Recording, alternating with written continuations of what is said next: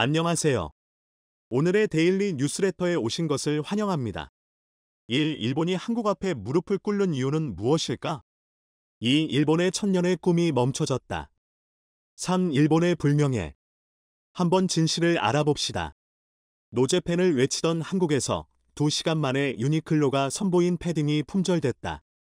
1인당 2점으로 구매 수량을 제한했으나 폭발적인 인기로 출시 2시간여 만에 모두 팔렸다. 심지어 재외공관장도 일본 차를 애용하고 있다. 노제팬은 설득력을 잃었다. 유니클로 한정판 품절 대란 사태. 대형마트 진열대에는 다시 일본 맥주가 등장했다. 일본 유력 시사주간지 주간문춘 등 일본 매체들이 한국의 노제팬 불매운동을 조롱하기 시작했습니다. 일본이 이렇게 아직도 한국을 도발하며 목소리를 높일 수 있는 이유는 놀랍게도 바로 일본의 수출 규제 때문이었습니다.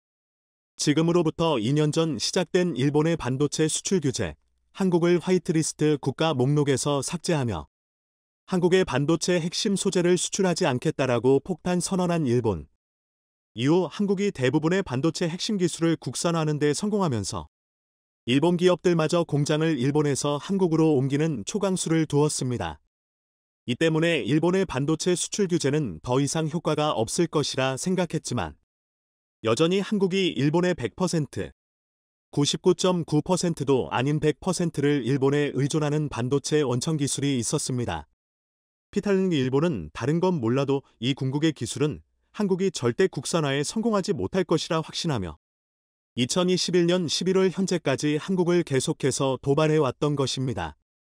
일본이 내세우고 있는 이 궁극의 반도체 기술은 바로 반도체 구리 도금액 원천 기술입니다.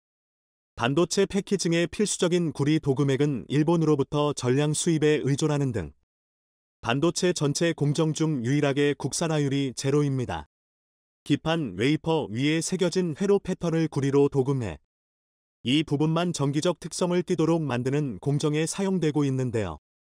수엠 나노미터 10억 분의 1m 수준의 초미세 반도체 회로 패턴을 제작하기 위해서는 그에 상응하는 수준의 평탄도가 높은 구리 도금액을 개발해야 합니다.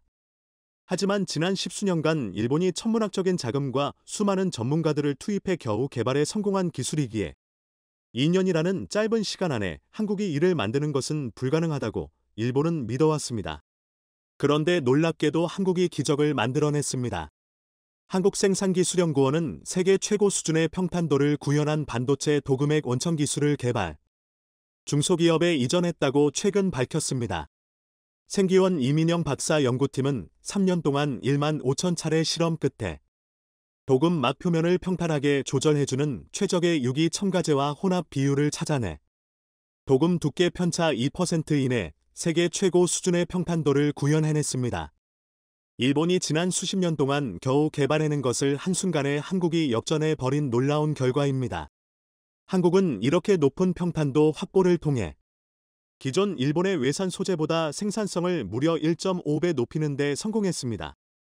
효율이 150%나 대폭 개선되었기 때문에 이제 일본 제품을 사용할 멍청한 기업은 없어지게 된다는 뜻입니다.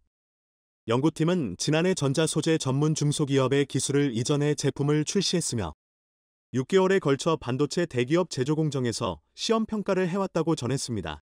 대기업으로부터도 12인치 대형 웨이퍼와 차세대 반도체 제품 제작 공정에 필요한 도금 특성을 만족시킨다는 피드백을 받았습니다. 수개월 안에 평가가 성공적으로 마무리되면 국내 반도체 도금 소재 장비의 국산화를 이룰 수. 이민영 박사는 약 2천억 원 규모의 반도체 도금액 시장은 대기업이 진출하기엔 작지만 중소기업엔 고도의 기술력이 필요해 국산화가 쉽지 않았다라며 일본 등 소재 강국의 역수출까지 가능할 것이라고 기대했습니다. 네, 맞습니다. 지난 2년 동안 일본이 한국의 수출 규제를 해오던 핵심 품목을 이제는 한국이 일본에 역수출을 하게 되는 놀라운 상황이 만들어졌는데요. 일본을 포함한 전 세계 모든 국가들이 이제는 일본산이 아닌 한국산 반도체 핵심 기술을 한국으로부터 수입하게 되는 기적 같은 일이 만들어진 것이죠. 일본이 수출 규제를 하지 않았더라도 한국이 기술 개발에 성공했겠지만 일본의 반도체 수출 규제로 한국의 국산화 기술 개발 기간이 대폭 앞당겨졌고 수많은 일본의 반도체 소재 중소기업들은 하루아침에 파산할 위기에 놓여버렸습니다. 생산성이 150%나 더 높고 퀄리티도 압도적으로 높은 한국산을 뒤로한 채 가격만 비싼 일본산을 사갈 멍청한 회사는 지구상에 단 한 곳도 존재하지 않기 때문에 말이죠. 한국이 일본이 독점하던 반도체 원천 기술을 너무나 빠른 속도로 국산화하는 데 성공해버리자 이제는 반대로 한국이 역으로 일본의 반도체를 주지 않는 역반도체 수출 규제가 시작될 것이라 일본 매체들은 경고하고 있습니다.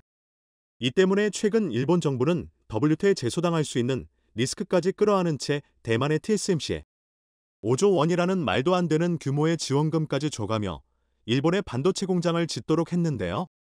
일본이 TSMC의 초대규모 반도체 공장 건설을 지원해주는 대가로 소니 등 일본 대기업들이 반도체를 문제없이 공급받을 수 있도록 한다는 취지입니다. 한국이 일본에 반도체를 주지 않는 역반도체 수출 규제라도 시행하면 소니, 파나소닉 등 일본의 전자기기 생산회사들은 한순간에 사업을 접을 수밖에 없는 극단적인 상황으로까지 내몰리게 되기 때문입니다. 자, 그런데 일본의 유일한 희망인 대만마저 최근 일본의 뒤통수를 가격하고 한국과 손을 잡을 수 있다는 놀라운 소식. 일본에는 엄청나게 충격적인 소식이 전해졌습니다. 중국이 대만을 침공하기 일보 직전이 상황으로 내몰리자 대만이 다름 아닌 한국의 도움을 간절하게 요청하고 있다는 놀라운 상황이 밝혀졌습니다. 세계에서 가장 영향력이 막강한 일간지 월스트리트 저널은 중국이 곧 타이완을 침공할 것이다. 중국의 탱크들은 불을 뿜고 수많은 미사일과 헬기 등이 동원된 대규모 훈련이 시작됐다라고 보도했습니다. 올해 대만의 방공식별구역을 침범한 중국군 군용기는 680대 이상으로 역대 최고 수준이며 중국 군용기 총 150대가 대만 해협을 뒤덮으며 실제 위협을 가하는 사건도 일어났습니다. 대만이 위급한 상황에 치닫자 최근 세계에서 가장 빠른 속도로 최첨단 무기 개발에 성공한 한국에 세계에서 7번째로 SLBM 발사를 성공시킨 한국이 미국의 전폭적인 지지 아래 자체 핵무장 가능성이 현실화되고 있는 데다가 신의 지팡이 기술이 접목된 한국의 탄도미사일 현무 4분는 서해상에 떠다니는 수백 척의 중국 함정을 몇 초 만에 초토화시킬 수 있습니다. 미국마저 포기했던 이 궁극의 기술을 한국이 개발해서 엄청난 성과를 거두자 대만은 한국의 도움이 절실해진 것인데요. 아무리 미국이 자신들을 도와준다 하더라도 중국이 작정하고 공격을 개시할 경우 대만은 순식간에 쑥대밭이 되어버리기 때문이죠. 나중에 중국이 물러난다 할지라도 대만은 이미 모든 인프라 기반 시설들이 초토화됩니다. 이렇게 현재의 한국은 일본과 밀월 관계까지 맺은 대만조차 일본을 배신하고 한국 편에 설 수밖에 없게 만드는 초강대국으로 성장했는데요. OECD 대사는 한국이 영국, 프랑스, 일본을 따라잡는다는 것은 과거에는 상상도 할 수 없는 일이었는데 이제는 그게 현실이 됐습니다. 오늘날 한국의 경제 지표는 과거엔 꿈속에서나 가능했던 수치였다 라고 전했습니다. 경제와 군사 분야뿐만 아니라 오징어 게임, BTS 그리고 전 세계 축구 팬들의 손흥민 신드롬까지 지금 전 세계에 부는 코리아 열풍. 그 뿌리에는 신묘한 나라의 놀라운 사람들이 가진 힘, 한국인 에너지가 있었습니다. 전 세계인들이 현재 한국에 열광하고 있는 것은 5,000년 역사와 문화를 가진 한국인만의 놀라운 저력 때문인데요. 한국인 에너지라는 이 책에서는 도대체 좁은 한국 땅에서 인구도 6천만 명이 채 되지 않는 작은 나라가 어떻게 세계의 리더가 될 수 있었는지, 도대체 이렇게 빠른 시간 안에 수많은 기적들을 만들어낼 수 있는 한국인만이 가진 에너지는 어디서 나오는지, 우리가 이 신기한 에너지를 적극적으로 활용하면 앞으로 얼마나 더 위대한 기적을 만들어 세계를 혁신적으로 바꿔나갈 수 있는지에 대해서 너무나 재미있고 기발한 내용들이 적혀져 있습니다. 이 책에 대해 손병두전 호암재단 이사장은 늘 곁에서 보아온 저자의 애국심이 물씬 풍긴다. 세계로 뻗어 나갈 웅대한 대한민국의 모습이 한 폭의 그림 같다 라고 전했고, 손욱전 농심회장이자 전 삼성 SDI 사장은 최고 경영자라면 반드시 이 책을 읽어야 한다 라고 극찬했습니다. 반도체 국산화로 일본의 수출 규제를 역으로 이용한 세계에서 가장 똑똑한 민족, BTS, 손흥민, 오징어 게임까지 모두 한국에서 나오자 도대체 이 나라 뭐지? 라며 현재 전 세계인들은 한국과 한국인에 대한 집중 공부를 시작했는데요. 이 모든 것들은 현실로 만든 한국인의 숨겨진 힘, 한국인 에너지에 대해서 너무나도 재미있고 놀라운 사실들을 적은 이 책을 최고 수익률이 여러분들에게 자신 있게 추천드립니다. 지진과 화산이 유독 빈번한 일본은 자신들의 운명을 깨닫고는 1000년 전부터 대륙 진출의 꿈을 꾸고 있습니다. 이 꿈을 위해 임진왜란을 일으키는 등 전쟁도 서슴지 않았죠. 일본이 가장 두려워하는 것은 아무래도 열도 전체가 바다로 가라앉고 있다는 점일 텐데 실제로 일본은 침몰 중에 있습니다. 기후변화로 빙하가 녹고 해수면이 상승하자 그 추세는 더욱 빨라진 것으로 보이는데 네덜란드의 힐레스 에르켄스 교수팀의 연구에 따르면 도쿄는 지난 100년간 4.25m 가라앉았습니다. 해수면이 상승한다는 것은 땅이 가라앉는다는 의미로 통상 아파트 1층의 높이가 최대 2.6m라고 봤을 때 지난 1세기 동안 도쿄는 상당히 많이 가라앉았다는 결론이 내려집니다. 그래서 아예 일본 열도를 통폐로 한반도로 옮기려는 시도도 있었는데 일제강점기 때 그랬습니다. 일제강점기는 일본이 단순히 한반도를 점령한 것이 아니라 조선을 일본에 편입시킨 후 수도를 포함 정치 및 경제 기반을 한반도로 옮겨 이사오려던 계획입니다. 그래서 현재 서울을 일제강점기에는 경성이라 불렀는데 여기에서 이란 수도를 뜻합니다.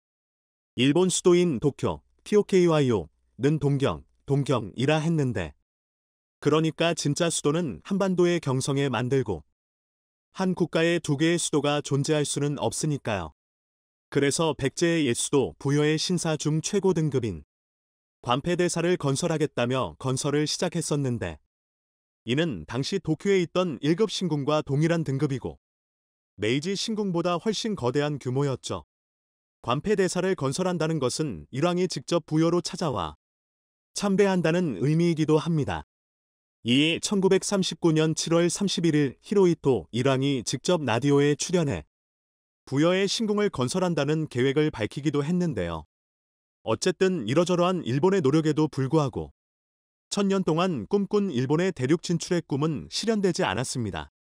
1년 전 대통령 선거가 진행될 당시 가장 큰 이슈는 가덕도 신공항과 한일해저 터널이었습니다. 가덕도 신공항이야 부산, 울산, 경남 지역의 오랜 수건 사업이기 때문에 그러려니 했지만 한일해저 터널은 일약 정치권을 발칵 뒤집어 버렸습니다. 당시 이를 적극 검토하겠다던 한 국회의원은 엄청난 비난을 받았는데 왜냐면 한일해저 터널은 일본이 1000년 동안 바라던 대륙 진출의 꿈이 현실로 나타나는 것이기 때문입니다. 물론 일본에 비해 적은 재정을 부담하고 일자리가 창출되는 등 기대 효과도 컸지만 일반 시민들의 인식은 달랐는데요. 그렇다면 이 한일해저 터널은 불과 몇 년 전에 수면 위로 떠오른 사업일까요? 아닙니다. 이 사업은 일제강점기가 시작된 1900년대 초반부터 논의됐었고 일본의 일방적인 조사이기는 했지만 본격적으로 수면 위로 떠오른 것은 1917년입니다. 대륙 진출이라는 품속에 칼을 품고 겉으로는 양국 경제에 큰 도움이 된다. 여 주야장천 이 해저 터널을 제의했지만 한국은 길을 열어주지 않았습니다. 그래서 이 해저 터널 이야기가 나오는 순간 친일 논란이 제기되는데요. 그렇다면 일본은 왜 이렇게 대륙 진출을 꿈꾸게 된 것일까요? 아주 긴 역사를 톱파보겠습니다. 지금으로부터 12년 전인 2011년 일본 동쪽 해상에서 관측 사상 최대 규모의 쓰나미가 발생했습니다. 동일본 대지진으로 붙여진 이 재해로 후쿠시마 원전이 폭발하고 17,000명이 피해를 입었죠. 아마 일본 쪽 뉴스 중 가장 빈번한 것이 자연재해인 지진인데 그래서 일본인들은 늘 불안에 시달리며 삽니다. 이렇게 지진이 잦은 것은 일본의 지리적인 운명인데요. 즉, 일본이 자리한 대륙판 때문에 그렇습니다.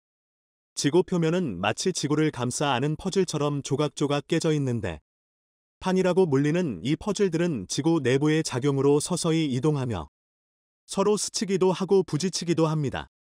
이러한 과정에서 서로 맞닿은 지각판이 더 이상 버틸 수 없게 되면 판의 가장자리인 단층이 튕겨나가면서 크게 흔들리는데 이게 바로 지진입니다.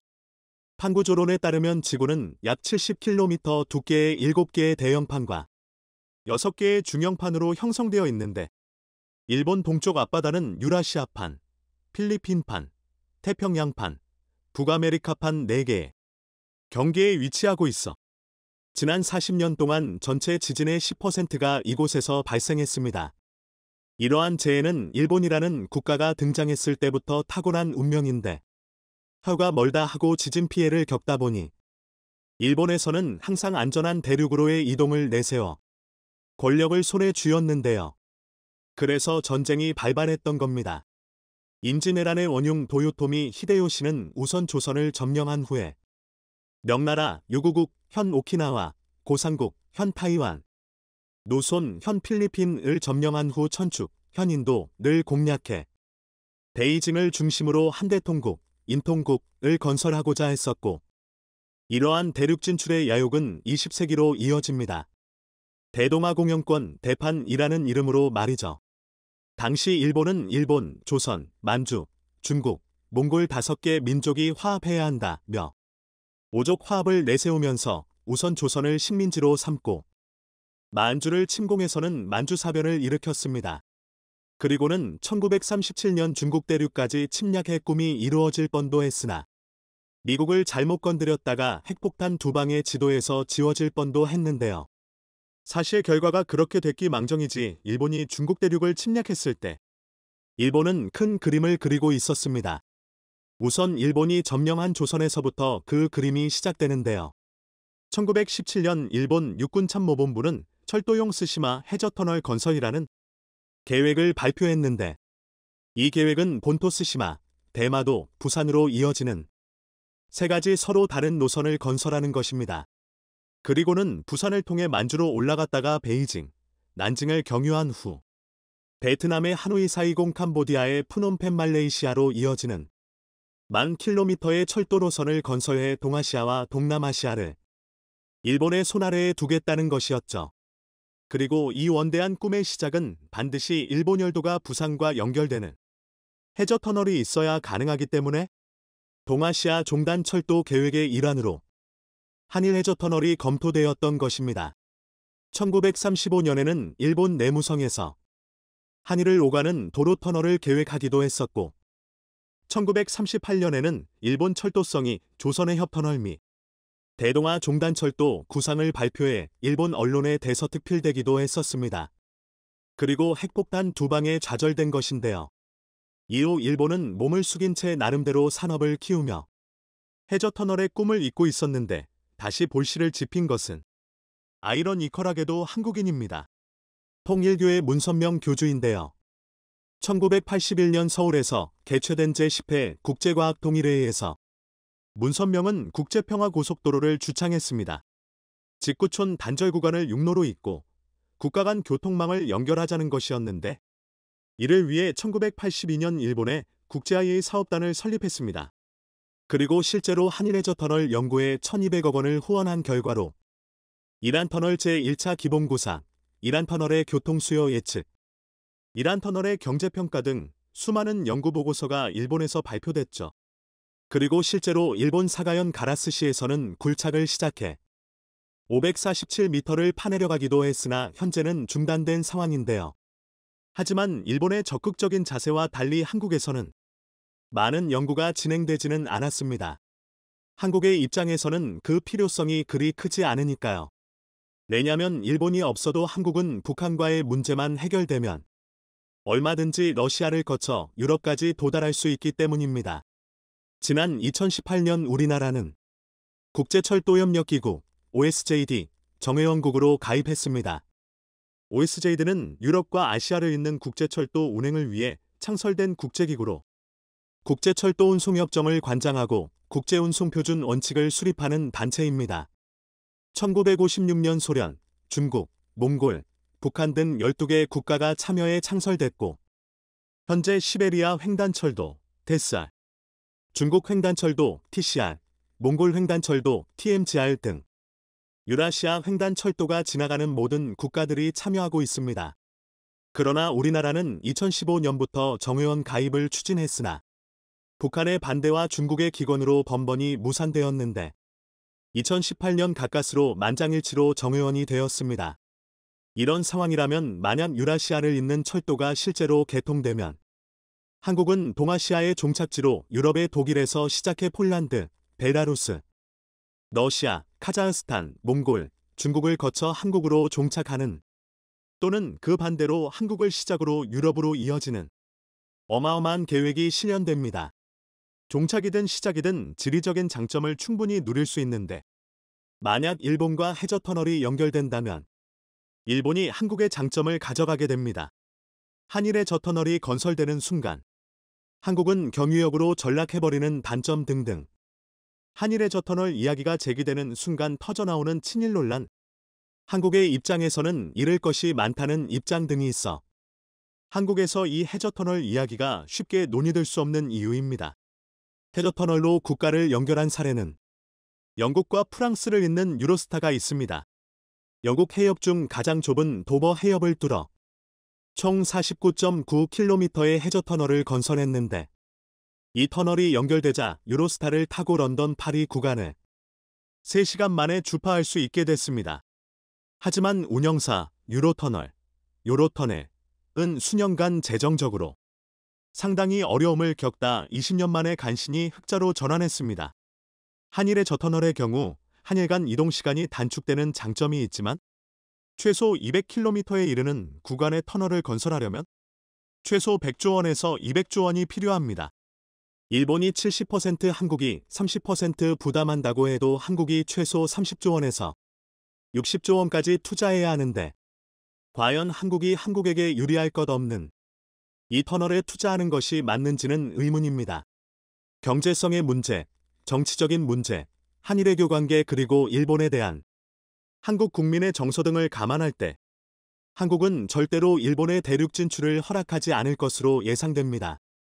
국민의 표심으로 지위가 유지되는 정치인들 역시 굳이 쌍욕을 먹으면서 추진할 대담함을 보이지도 않을 테고요.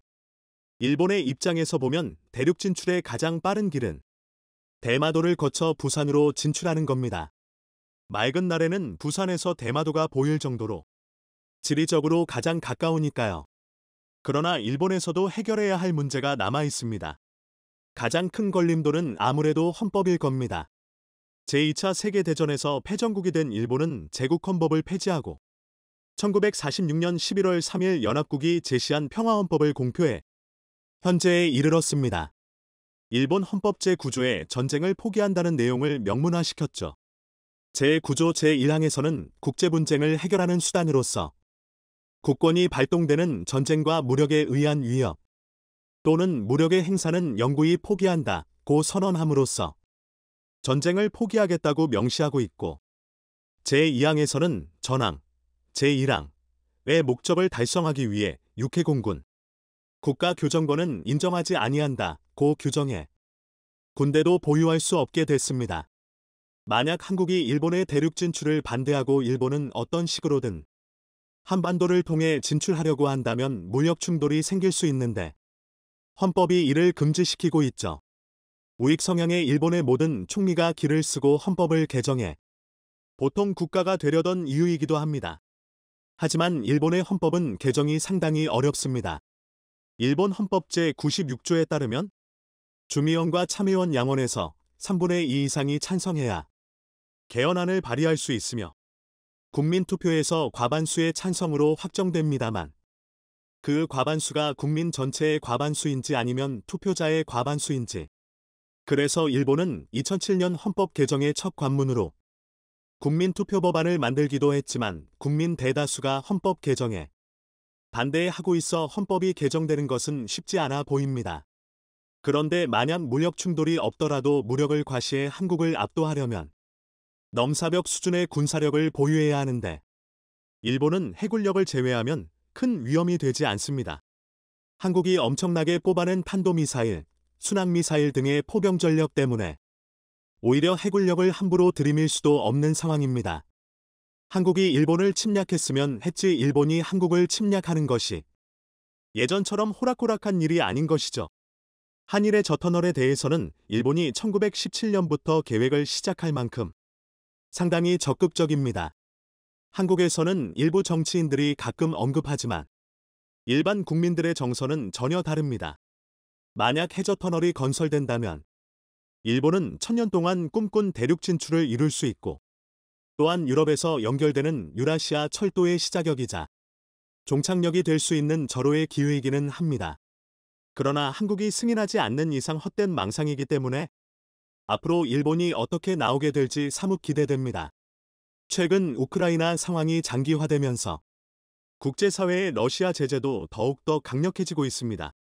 하지만 러시아산 에너지에 의존하는 전 세계 수많은 국가들은 러시아 에너지에 대한 제재에 매우 비협조적으로 나오고 있습니다.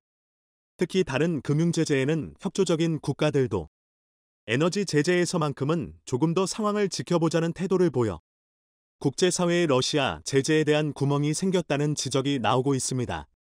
그 중에서도 EU 회원국이자 나토 가입국인 헝가리와 슬로바키아는 러시아산 가스 대금을 루블화로 지급할 것이란 의사를 밝히며 유럽연합은 기업과 기업 간의 계약에 개입할 수 없다는 주장을 펼치고 있습니다. 일부 국가들이 러시아 제재에서 이탈하며 러시아는 하루에도 10억 달러 가량의 에너지 판매 대금을 벌어들이고 있습니다. 10억 달러는 우리 돈으로 1조 2천억 원에 해당하는 금액이며 이런 비용은 우크라이나 침공에 투입되고 있습니다. 일본 또한 예외가 아닙니다. 일본은 우크라이나전이 시작되면서 동시에 러시아에 대한 다양한 제재 방안을 우선적으로 발표하는 등 강경한 입장과 태도를 보이고 있지만 정작 러시아산 에너지에 상당한 의존을 하고 있어 최근 러시아 당국이 일본의 산업을 끝장내겠다는 발표를 하며 일본에 대한 에너지 공급 차단을 시사하고 있어 일본은 꼬리를 내리고 있는 모습이 나오고 있습니다. 이에 일본이 차지하고 있던 사할린 가스전 사업을 차후 한국이 차지하게 될 긍정적인 상황을 최근 우크라이나 전황 소식과 함께 자세히 알아보겠습니다. 4월 들어서며 우크라이나군이 북부 전선을 완전히 탈환한 가운데 러시아군은 동남부 지역에 화력을 집중하고 있습니다. 동부 돈바스 전선에선 러시아군의 대규모 병력 이동이 감지되며 우크라이나군은 이를 막기 위해 만반의 준비를 하고 있는 것이 포착되고 있습니다. 이지움을 점령한 러시아군은 슬라반스크 지역을 다음 목표로 삼고 돈바스 지역에서 우크라이나군을 포위 섬멸한다는 계획입니다. 이에 우크라이나군은 러시아 전차가 접근하지 못하도록 바리케이트를 쌓고 다리를 파괴하는 등 만반의 태세를 갖추고 있습니다. 최근 우크라이나가 자신감을 찾은 이유가 있습니다. 우크라이나군이 자체 개발한 대함 미사일로 러시아 군함을 격침시켰다는 사실이 확인되었으니 유라시안 타임즈는 우크라이나 남부 오데사 지역에 정박해 있던 러시아의 호위함인 에센 제도킴 우크라이나 넵대함 미사일에 의해 격침되었다는 보도를 했습니다. 넵대함 미사일은 2014년부터 우크라이나군이 자체 개발한 순항 미사일로 300km 이상을 비행 가능하며 5,000톤급의 군함을 격침 가능한 미사일입니다. 우크라이나 해군은 4월부터 넵툰 미사일을 배치한다고 발표했고 향후 500기 이상의 미사일을 배치해 국도 방어에 나선다는 입장입니다. 넵대함 미사일이 등장하면서 우크라이나의 해안 방어가 더욱 탄력을 받을 것이란 상황입니다. 북부 지역에서 철수한 러시아군은 오데사와 마리우폴 등 항구 도시에 병력을 집중하고 있으며 이번에 파괴된 에센 제독함 역시 오데사에 포격을 가하던 함대 중 하나입니다. 우크라이나를 향한 서방 세계의 수억 달러 규모의 방어 무기와 탱크와 장갑차 등 기갑 전력이 속속 들어 지원되는 가운데 러시아 측이 빠르게 결판을 내지 못한다면 남부 해안 도시와 동부 돈바스 지역도 북부 키이우처럼 우크라이나군이 영토를 수복할 것이란 전망이 나오고 있습니다. 러시아군이 군사적으로 불리한 상황 속에서 밀리는 가운데 국제적인 고립도 점점 가속화되고 있습니다. 이번 유엔 총회에서 193개 회원국을 대상으로 러시아의 인권위 사국 자격 정지에 관한 투표가 진행됩니다. 유엔이 우크라이나 전장에서 민간인 피해를 자행한 러시아에 대해 인권이사회 이사국에서 퇴출시키는 조치에 돌입한 것입니다. 유엔 안전보장 이사회 안보리 상임이사국이 유엔 산하기구에서 자격을 박탈당한 전례가 없는 사상 초유의 일이기 때문에 국제사회가 투표 결과에 집중하고 있습니다.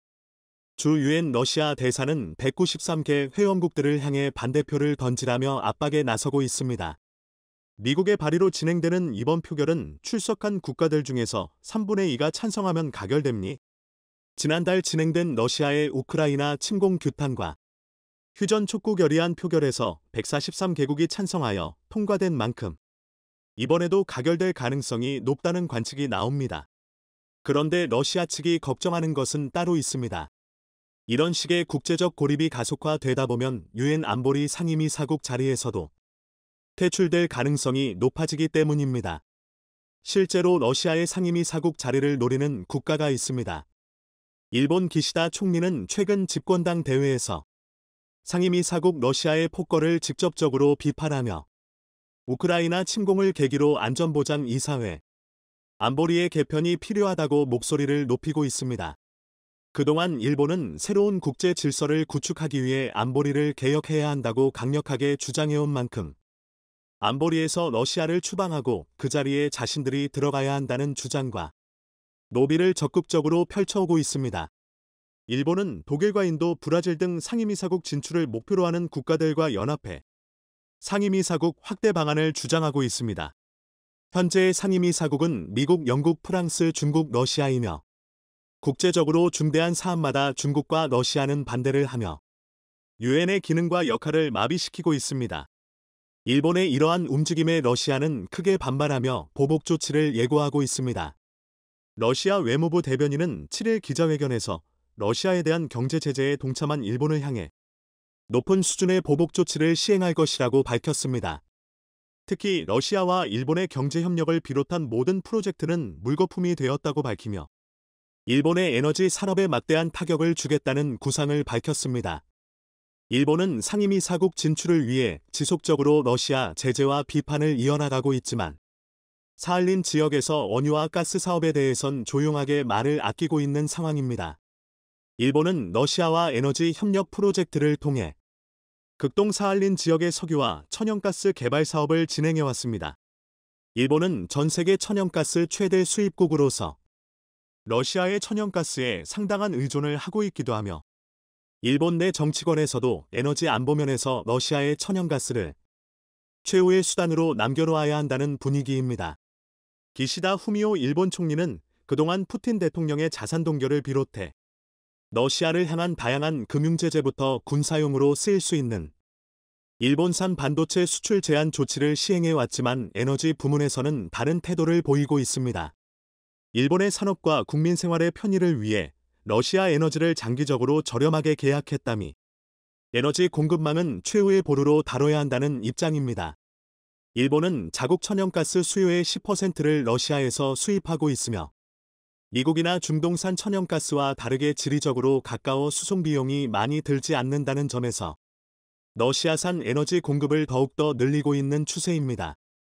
하지만 일본의 제재에 불만을 품은 러시아 당국은 일본과 협력 중인 사할린 가스전 사업을 전면 백지화하겠다며 엄포를 놓고 있습니다. 사할린 에너지 프로젝트에는 일본 미쓰이 물산이 13%의 지분을 보유하고 있으며 미쓰비시 상사는 10%의 지분을 보유하고 있습니다. 러시아 일본의 경제협력 상징과 같은 사할린 프로젝트는 일본의 금융권에서 상당한 지원을 받았으며 일본의 플랜트 건설업체들이 시공에 참여했을 정도 일본의 국가적 역량이 투입된 프로젝트입니다. 일본은 해당 가스전에서 연간 생산량의 50%를 장기 계약으로 수입하는 데 서명했으며 도쿄가스와 일본전력 등 8개 회사가 장기적으로 수입해오고 있습니다. 중동과 미국에서 수입하는 천연가스는 일본으로 도착하는 데 한 달 가까이 걸리는 반면 사할린산 에너지 수입은 빠르면 2일 늦어도 5일 안에 일본으로 공급이 가능하기에 일본 산업에서 중요한 역할을 담당하고 있던 것이 사실입니다. 러시아의 일본으로 향하는 에너지 차단 조치 엄포 일본이 크게 당황하고 있습니다. 그동안 러시아에 대한 강경 제재 발언이 에너지 차단으로 돌아올 위기에 놓이자 꼬리를 내리고 있는 상황입니다. 일본은 사할린 프로젝트에 명시된 계약 기간을 언급하며 일방적으로 가스를 끊는 것은 계약 위반이라는 주장을 하고 있습니다. 러시아가 아닌 다른 지방의 에너지를 공급받는 데는 최소 한 달 이상이 걸리며 최근 세계적인 에너지난으로 인해 공급이 예전보다 어려워진 상황입니다. 이런 분위기 속에서 러시아산 에너지가 갑자기 끊긴다면 일본의 산업이나 가정에서 에너지난이 발생할 수 있다는 분석이 나옵니다. 그리고 이렇게 멈춰버린 러시아와 일본의 에너지 협력이 다른 사업자에게 갈 수도 있다는 일본 정부의 우려도 나옵니다. 일본의 고이치 경제산업상은 7일 브리핑에서 일본이 러시아 에너지 산업에서 빠지고 제3국이 들어오게 되면 결과적으로 러시아 제재는 무용지물이 된다며 일본의 에너지 협력은 지속되어야 한다고 말했습니다. 이어서 일본이 산린 에너지에서 철수할 경우 한국이나 중국 등 제3국이 해당 가스전 사업으로 이익을 취하는 경우 이들에 대한 제재 방안을 마련한다는 방침입니다. 즉 한마디로 일본은 국제적으로 러시아를 제재하여 러시아의 안보리 상임이사국 자리를 탐내고 있지만 러시아산 에너지 역시 지속적으로 탐내면서 사할린 가스전에서 나오는 이권은 자신들이 가지겠다는 뜻입니다. 특히 사할린 가스전의 경우 러시아 지분이 절반 가까이 들어있어 한국가스공사도 상당량을 수입 중인 상황입니다. 한국의 천연가스 채굴 능력과 플랜트 시공 능력을 감안한다면 한국 역시 지리적으로도 가깝고 기술력도 충분해 러시아 에너지 사업을 이어갈 수 있다는 전망입니다. 물론 현재 국제정세로 보면 러시아와 지금 당장 에너지 프로젝트를 이어가는 것은 무리지만 일본이나 유럽도 러시아를 강력 규탄하면서 러시아 에너지는 놓지 않고 있는 것으로 보아 차후 한국이 러시아 에너지 사업으로 이익을 보는 것도 나쁘지 않은 선택일 수도 있습니다. 다만 경계해야 하는 것은 러시아와 같은 국가에게 독일이나 유럽처럼 너무 많은 에너지 의존을 하게 되면 에너지 주권이 넘어가게 되어 차후 한국이 중요한 일을 앞두고 러시아에게 휘둘릴 수 있다는 우려가 있습니다. 따라서 공급망을 다변화하고 다양한 공급처에서 안정적으로 수급할 수 있는 방안을 찾아야 할 것이니 최근 일본의 견제와 제재에 화가 난 러시아가 에너지 사업 철수를 통해 시청해 주셔서 감사합니다.